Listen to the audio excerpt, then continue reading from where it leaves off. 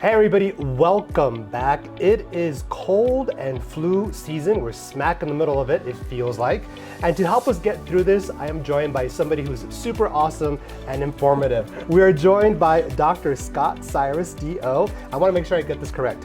Chair of Clinical Medicine, Professor of Clinical Medicine, Clerkship Director, Pediatrics. Wow. Okay. Lots of hats. Yeah, lots of hats. And for sure, because I mean, we're looking at COVID, RSV, flu, even allergies. I mean, so what's going on? How do we protect ourselves? Well, obviously staying away from the germs is the best thing, of course, but with the cold and with it all being, everybody kind of driven in for the holidays, all of a sudden we're around one another. So if you're obviously running fever or having runny nose, cough, wheezing, things like that, you definitely need to be staying away and keep your germs to yourself, as we like to say. Cover your cough, cover your sneeze. Wash your hands frequently. This is just some of the common sense things that we really recommend that people can do at home. You know, so my challenge is, how do you know what is what? Right? What is the difference between the flu? What is the difference between, allergies or a cold, and now you throw in RSV and then you throw in COVID? What's the difference? It just makes your head spin sometimes trying to figure it out, even as a physician, because as kids come in, they may have a cough and a runny nose. Well, but do they have fever? If it's a fever, it's really high, like 103, 104, you're more likely to have the flu. Whereas COVID, thank goodness, hasn't really affected our children too badly. It is still affecting our children. They runny nose, cough. Sometimes they'll have a low-grade fever. The first season when COVID first came out, the youngest patient I had was 2 months of age, had no symptoms. No symptoms whatsoever.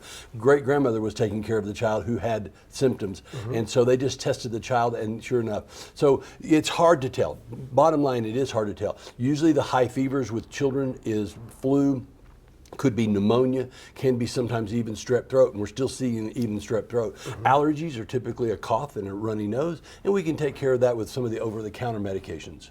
So are we seeing an increase in all? It feels like it's the trifecta. It's beyond the trifecta. Yes, it is beyond the trifecta. Are we seeing an increase in this? Yes, by far we're seeing it. Right now we're in the middle of the season, so it's of course recommended to get your flu shot, get a COVID immunization, and also with RSV, we can now immunize our children, young children, and our older adults with an RSV. They call it a vaccine, but it's really just a monoclonal antibody, but it helps keep the RSV away from us. So how do we protect ourselves? I know that with the past couple of years, it's been ingrained. Wash your hands, wash your hands. But what if you're around somebody, and they're coughing, or you're caring for somebody? How do we protect ourselves? Well, mask or proper use of mask. Of course, everybody that likes to wear the mask down across where their nose is exposed is not wearing it properly. But vaccinate. That's one of the best things you can do. 6 months and older for infants, and older adults for RSV. Vaccinate against RSV. Vaccinate against with flu, and also vaccinate against COVID. That's our best chance of not contracting these diseases, because the germs are everywhere, and it's just almost impossible to stay away from the germs. So if we do have these symptoms, or we're ill, how do we know when it's time to seek help? When is it time to go to the doctor? Great question, and that is, if you're having trouble breathing, if your cough is keeping you up at night, the babies can't eat because they're coughing or breathing so fast. Definitely need to be seeking the doctor's help at that point. If it's after hours, take them to the emergency room. Obviously, if you're worried about your child, check in with your doctor and make sure that they're healthy, or it is maybe a simple cold. But in this season, and with all the illnesses that are out there with COVID, flu, RSV, it is really important that you seek help and seek it early. So, there are lots of over-the-counter medications and remedies. Is there anything that you recommend that we should keep in stock? Well, Tylenol and ibuprofen, acetaminophen, ibuprofen, always things to have around the house, either in liquid form if you have little children, or in pill form. Chewables also that you can have. Sometimes over-the-counter antihistamines, daily antihistamines, the non-sedating ones, like people know Claritin, they know Zyrtec, some of those that are good good because if, let's say you have a child who starts with a runny nose, would a dose of antihistamine hurt them? Not at all. It's a great thing to try to see if that doesn't slow the symptoms down. But cough medicines, we don't use a lot of cough medicines. We use honey, believe it or not. It coats the throat. It actually calms the cough. And so, but if those things are not working, definitely need to see your physician. Can you over-medicate on over-the-counter? Oh, by far, yes. Okay. So you really need to follow the instructions.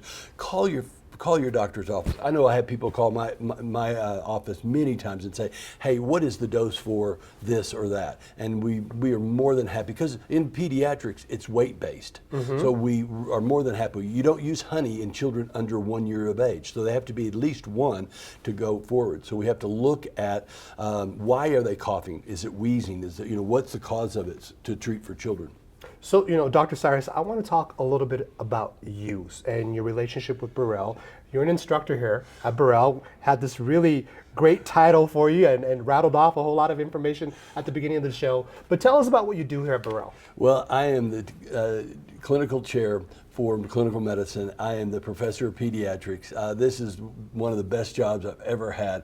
I own my own pediatric practice, and so I get to practice and I get to teach. I get to teach all these wonderful students. It's amazing. That's one of the things that really drove me towards Burrell, is that ability to be able to connect the dots for the students and do that early on. So as they go out on the rotations, they can understand what's going on the inside and what are they seeing on the outside. How do you, we're talking about, flu, COVID, RSV.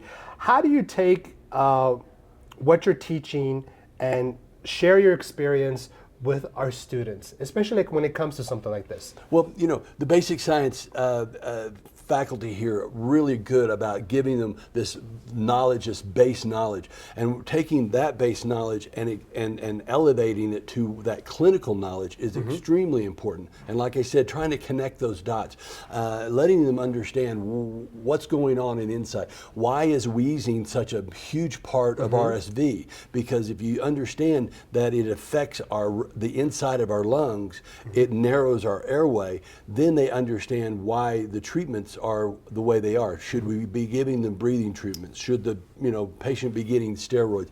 And then understanding from a clinical standpoint when they should be hospitalized, when they need oxygen, and things along those lines. Let's talk about your deal. And I want to know why you decided to pursue osteopathic medicine.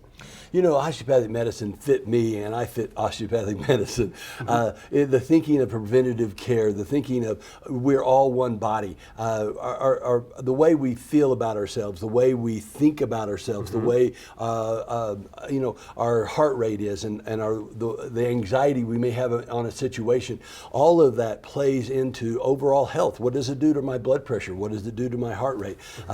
What does it make me feel like? Do I want to even get out of bed sometimes?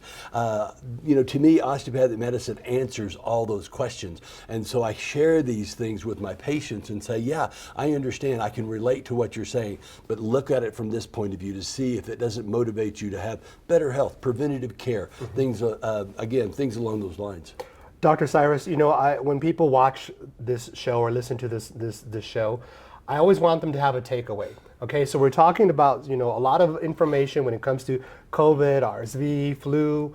What's the takeaway? I want you to look at that camera and I want you to tell people, look, this is what you need to walk away with. What is that? What you really want to walk away with is taking care of yourself. Make sure that you're doing everything in your possibility that you can do to make yourself healthy. Vaccinate, wash your hands, cover your cough. People are sick, wear a mask. Don't be afraid to wear a mask on airplanes, in crowded areas.